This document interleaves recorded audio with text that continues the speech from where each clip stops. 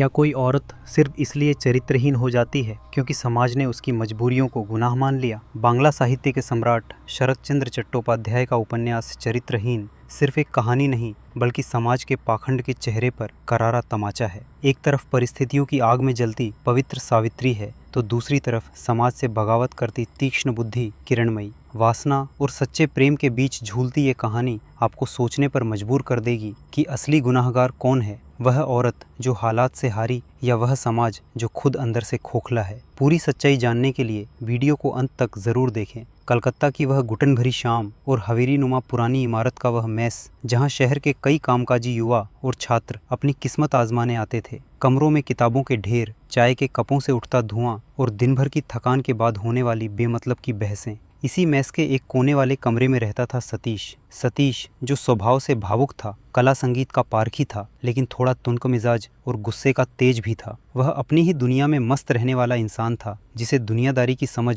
थोड़ी कम थी। तभी उस मेस के चौके और कमरों की साफ सफाई के लिए एक नई नौकरानी कदम रखती है। उसका नाम था सावित्री। जब सावित्री पहली बार सतीश के कमरे में झाड़ू लगाने और पानी रखने आई तो सतीश ने उसकी तरफ ठीक से देखा भी नहीं। समाज के तय किए गए नजरिए के हिसाब से वह सिर्फ एक काम वाली थी, एक परित्यक्त बेसहारा औरत जो शायद चंद पैसों के लिए दूसरों के घरों में खटती थी। मेस के बाकी मर्द उसे इसी नज़र से देखते थे। उनके लिए एक अकेली, सुंदर और जवान नौकरानी का मेस में होना मनोरंजन और फप्तियां कसने का जरिया मात्र था। सतीश भी शुरुआत में इसी सामाजिक सोच का शिकार था। वह सावित्री से रूखा बर्ताव करता, उसे झिड़क देता और उसकी तरफ हिकारत से देखता। उसे लगता था कि ऐसी औरतें चरित्र की ढीली होती हैं। लेकिन कहानी यहीं से एक बेहद खूबसूरत और रहस्यमयी मोड़ लेती है। दिन बीतते गए और सतीश ने महसूस किया कि सावित्री मेस की बाकी नौकरानियों जैसी बिल्कुल नहीं थी। उसका रूप साधारण सूती साड़ी में भी एक अजीब सी गरिमा और शालीनता बिखेरता था। जब वह बात करती तो उसकी आवाज में कोई बाजारूपन नहीं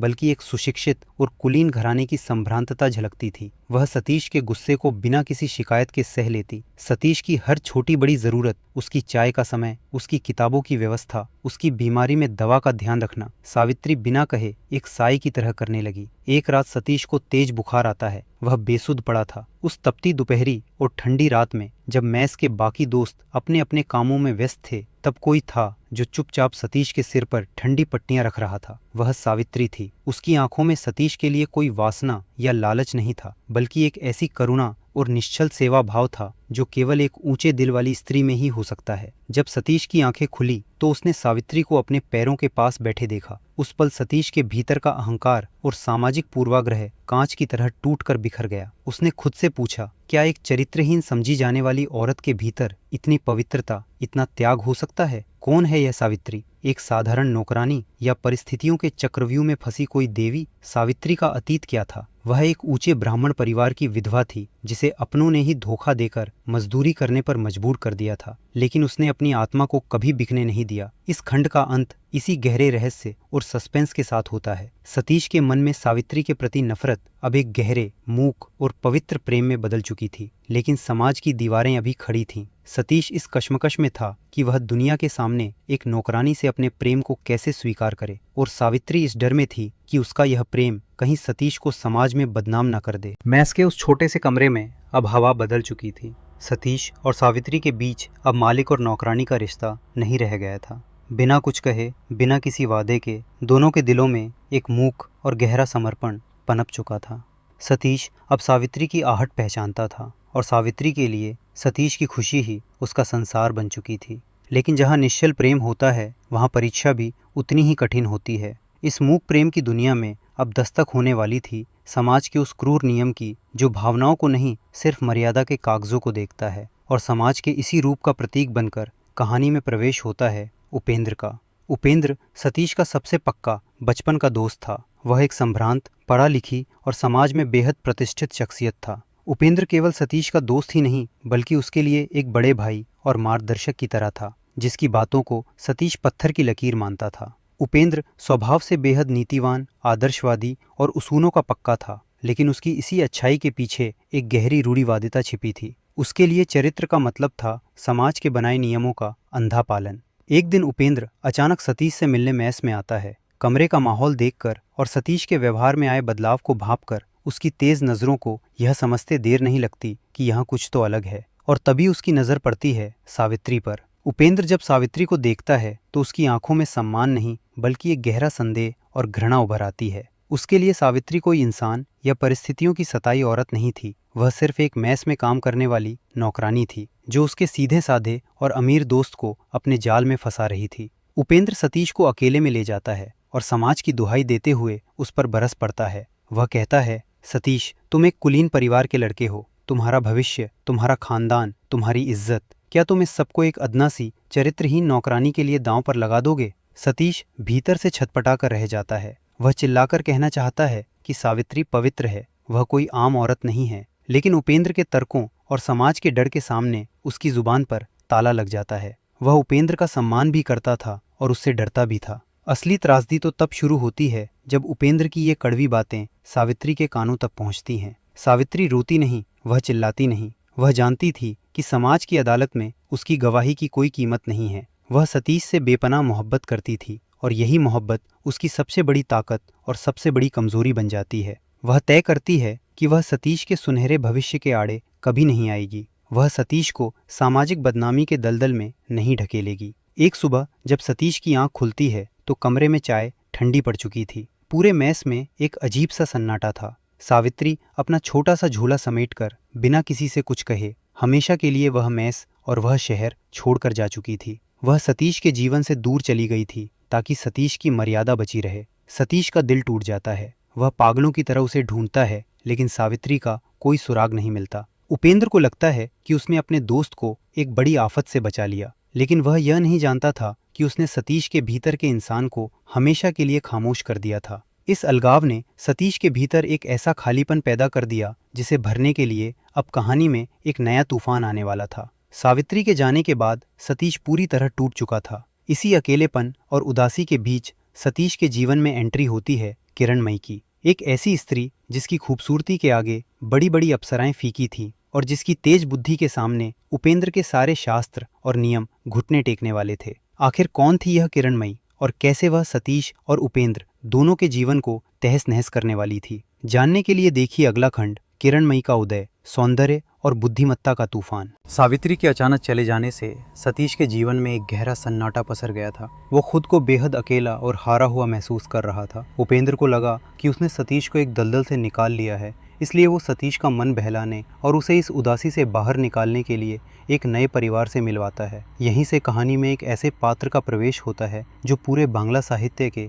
सबसे साहसी और जटिल किरदारों में से एक है, किरणमयी। किरणमयी का आना कहानी में किसी शांत समंदर में आए चक्रवात की तरह था। वो असाधारण रूप से सुंदर थी, लेकिन उसका असली आकर्षण उसका रूप नहीं बल्कि उसकी तीक्ष्ण बुद्धि और तार्किक सोच थी। जहाँ उस दौर में औरतों को सिर्फ चौके चूल्हे और घूंघट तक सीमित रखा जाता था, वहीं किरणमयी ने शास्त्रों, दर्शन और विज्ञान का गहरा अध्ययन किया था। वो किसी भी रूढ़िवादी परंपरा को आंख मूंद कर मानने के खिलाफ थी। जब वो बात करती तो बड़े बड़े विद्वानों के तर्क धरे के धरे रह जाते थे, लेकिन इस अद्भुत प्रतिभा के पीछे एक दर्दनाक हकीकत छिपी थी। किरणमयी का विवाह हारान नाम के एक अत्यंत साधारण, सीधे साधे और बीमार युवक से हुआ था, जो मानसिक और बौद्धिक रूप से उसके आसपास भी नहीं ठहरता था। एक ऐसी स्त्री जिसके पास उड़ने के लिए पूरा आसमान था, वो एक अनमेल विवाह के पिंजरे में कैद थी। उसके जीवन में ना तो प्रेम था, न मानसिक संतुष्टि और ना ही कोई सहारा। उसकी सास भी संकीर्ण सोच की महिला थी,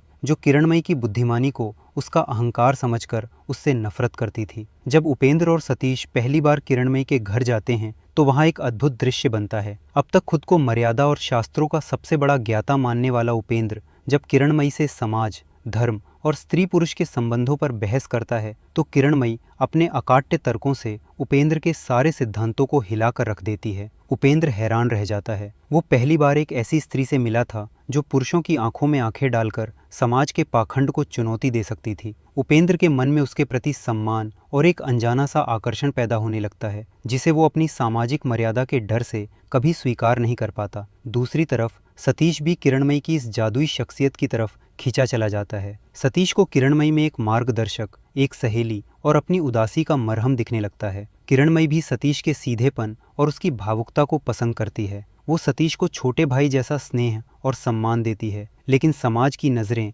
इतनी पाक साफ कहाँ थीं। एक तरफ उपेंद्र के भीतर का रूढ़िवादी अहंकार किरणमयी के तर्कों से आहत हो रहा था, तो दूसरी तरफ सतीश के साथ उसकी बढ़ती नज़दीकियों को लेकर समाज के भीतर फुसफुसाहटें शुरू हो चुकी थी। किरणमयी का ये बौद्धिक तूफान सबको अपनी जद में ले रहा था। कहानी एक बेहद नाजुक मोड़ पर आकर ठहरती है। किरणमयी का बीमार पति हारान मृत्यु की कगार पर पहुंच जाता है। एक ऐसी स्त्री जो पहले से ही समाज की नज़रों में खटक रही थी, अगर उसका ये कमज़ोर सहारा भी छिन गया तो क्या होगा? क्या ये समाज उसकी असाधारण बुद्धिमत्ता को स्वीकार करेगा या उसे डायन और चरित्रहीन कहकर कुचलने की कोशिश करेगा? किरणमयी के पति हारान की मौत ने उसे वैधव्य के उस नर्क में ढकेल दिया जहां समाज एक विधवा को सिर्फ रोने और घुट घुट कर मरने की इजाज़त देता है। लेकिन किरणमयी रोने वाली औरत नहीं थी। जब ससुराल वालों ने उस पर जुल्म ढाए तो उसने वो कदम उठाया जिसकी कल्पना भी किसी ने नहीं की थी। किरणमयी के पति हारान की मृत्यु हो जाती है और इसी के साथ शुरू होता है भारतीय समाज का वो सबसे क्रूर अध्याय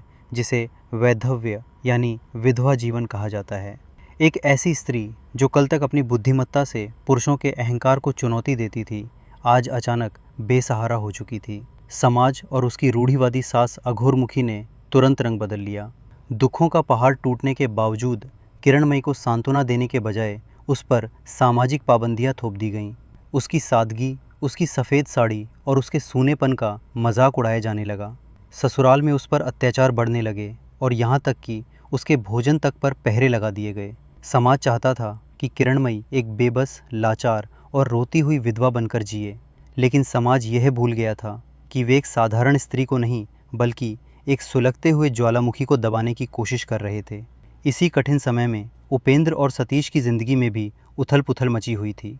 उपेंद्र, जो भीतर ही भीतर किरणमयी की तरफ आकर्षित था, अपनी सामाजिक मर्यादा और झूठी प्रतिष्ठा के डर से पीछे हट जाता है। वह किरणमयी की मदद तो करना चाहता है, लेकिन समाज के डर से खुलकर सामने नहीं आता।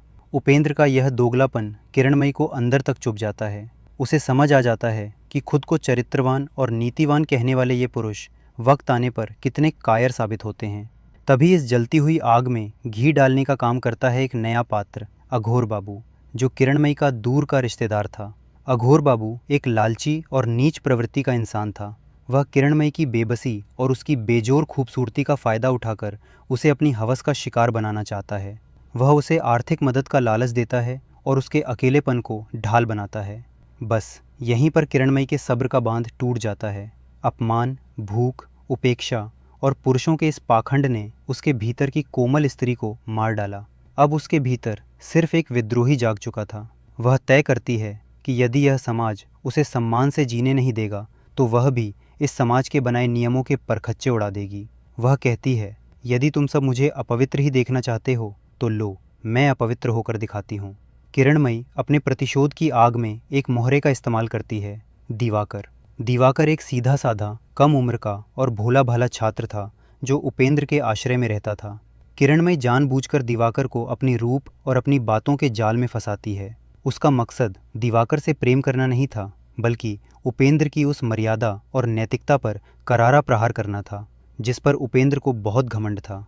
एक अंधेरी रात किरणमयी उस भोले लड़के दिवाकर को अपने साथ लेकर घर से भाग जाती है।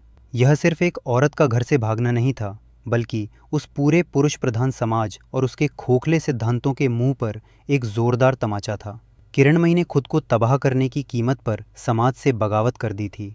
वह कलकत्ता छोड़कर दूर चली जाती है, जहाँ एक अनजाने शहर में उसका सामना जीवन के सबसे भयानक अंधकार से होने वाला था। किरणमयी की इस आत्मघाती बगावत ने पूरे समाज को हिलाकर रख दिया।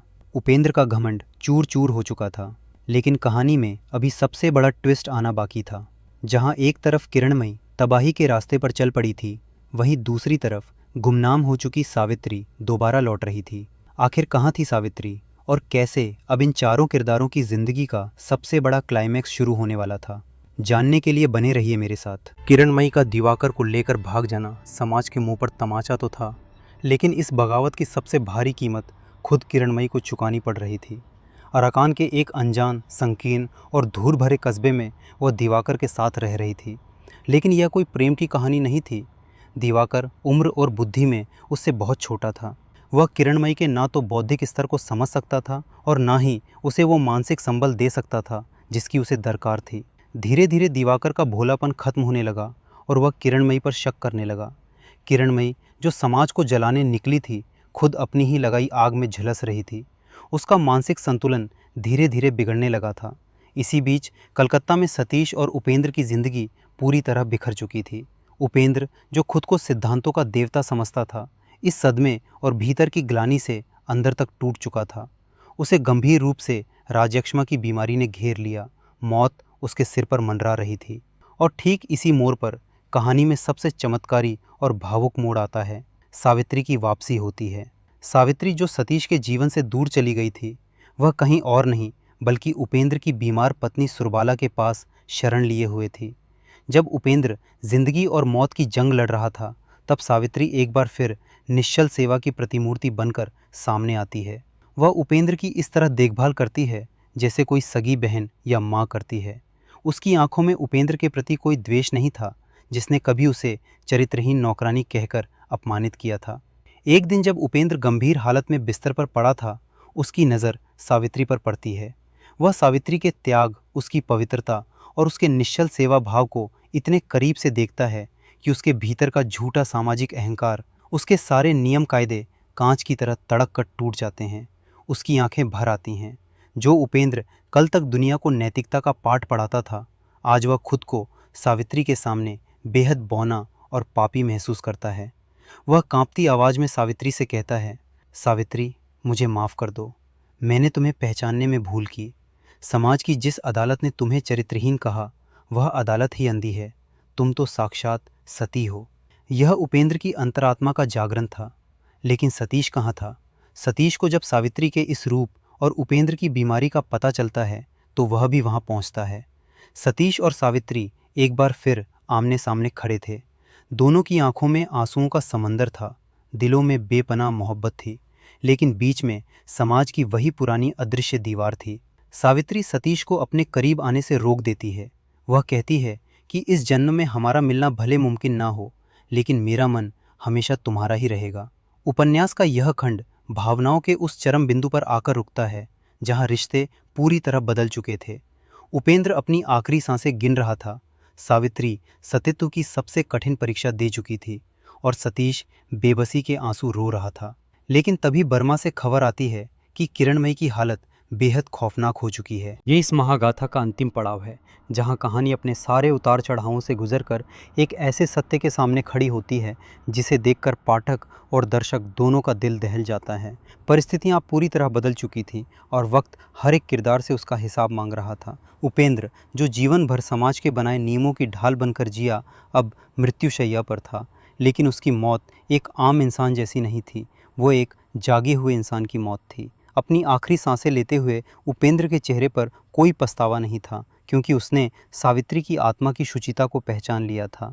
वह सतीश का हाथ सावित्री के हाथ में तो नहीं सौंप पाता, क्योंकि सामाजिक रूढ़ियाँ इतनी जल्दी नहीं टूटती, लेकिन वह सतीश को यह सीख ज़रूर दे जाता है कि कभी किसी स्त्री को समाज की नज़र से मत तौलना। उपेंद्र का शांत हो जाना समाज के उस अहंकार का अंत था जो खुद को सर्वोपरि समझता था। लेकिन असली त्रासदी तो अभी कलकत्ता के एक दूसरे कोने में सतीश और सावित्री का इंतजार कर रही थी। बर्मा से लौटकर आई किरणमयी की हालत अब देखने लायक नहीं बची थी। वह स्त्री जिसके तर्कों के सामने बड़े बड़े पंडित घुटने टेक देते थे, जिसकी खूबसूरती बिजली की तरह कौंती थी, आज वह पूरी तरह विक्षिप्त यानी पागल हो चुकी थी। समाज के पाखंड, अपनों के धोखे और दिवाकर के संकीर्ण व्यवहार ने उसकी तीक्ष्ण बुद्धि को पूरी तरह नष्ट कर दिया था। वह फटे पुराने कपड़ों में बिखरे बालों के साथ रास्तों पर निरर्थक बड़बड़ाती घूमती थी।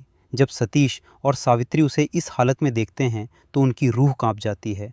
किरणमयी का यह पागलपन दरअसल उस क्रूर पुरुष प्रधान समाज के मुंह पर सबसे भयानक तमाचा था। समाज ने एक विदुषी को, एक सोचने समझने वाली जागृत स्त्री को अपनी संकीर्णता से इस कदर प्रताड़ित किया कि उसने अपने जीने का होश ही खो दिया। शरद चंद्र यहाँ पाठक को झकझोर पर पूछते हैं, अब बताओ चरित्रहीन कौन है, यह बेबस पागल औरत या वह समाज जिसने इसे इस हाल में पहुंचाया? अब बात आती है सतीश और सावित्री के उस अधूरे प्रेम की जो इस पूरी कहानी की आत्मा थी। क्या वे दोनों एक हो पाएं? क्या समाज ने एक अमीर कुलीन युवक को एक मेस की पूर्व नौकरानी और विधवा से ब्याह करने की इजाज़त दी? जवाब है नहीं। शरद चंद्र ने कहानी को कोई फिल्मी या काल्पनिक हैप्पी एंडिंग नहीं दी, बल्कि उन्होंने जीवन के कड़वे यथार्थ को चुना। सावित्री सतीश से दूर रहने का फैसला करती है। उसका यह फैसला कायरता नहीं बल्कि उसके प्रेम की पराकाष्ठा थी। वह जानती थी कि अगर वह सतीश की जिंदगी में पत्नी बनकर आएगी तो यह समाज सतीश को जीने नहीं देगा। सावित्री सतीश से अलग हो जाती है, लेकिन यह अलगाव सिर्फ शरीर का था। दोनों के दिल और आत्मा हमेशा के लिए एक हो चुके थे। सावित्री का त्याग और सतीश का उसके प्रति अगाध सम्मान यह साबित कर देता है कि सच्चा प्रेम समाज की बंदिशों और विवाह के कागजों का मोहताज नहीं होता। इस प्रकार उपन्यास के अंत में चरित्रहीन शब्द के मायने पूरी तरह बदल जाते हैं। समाज की अदालत हार जाती है और मानवीय संवेदनाओं की जीत होती है। दर्शकों की आंखों में आंसू और दिमाग में एक गहरा सवाल छोड़कर कहानी का पर्दा गिरता है। तो दोस्तों, यह थी शरत चंद्र चट्टोपाध्याय के अमर उपन्यास चरित्रहीन की वो दास्तान जो आज भी उतनी ही सच है जितनी एक सदी पहले थी। समाज आज भी बदलती औरतों पर उंगलियां उठाता है। आज भी मजबूरियों को चरित्रहीनता का नाम दिया जाता है। आपको क्या लगता है, इस कहानी में असली कसूरवार कौन था? किरणमयी की त्रासदी का जिम्मेदार कौन था? अपने विचार नीचे कमेंट बॉक्स में ज़रूर साझा करें। अगर यह सार आपके दिल को छू गया हो तो वीडियो को लाइक करें, दोस्तों के साथ शेयर करें और ऐसी ही और भी बेहतरीन साहित्यिक कहानियों के लिए हमारे चैनल कथा अमृत को सब्सक्राइब करना न भूलें। मिलते हैं अगले वीडियो में एक नई कहानी के मर्म के साथ। तब तक के लिए विदा।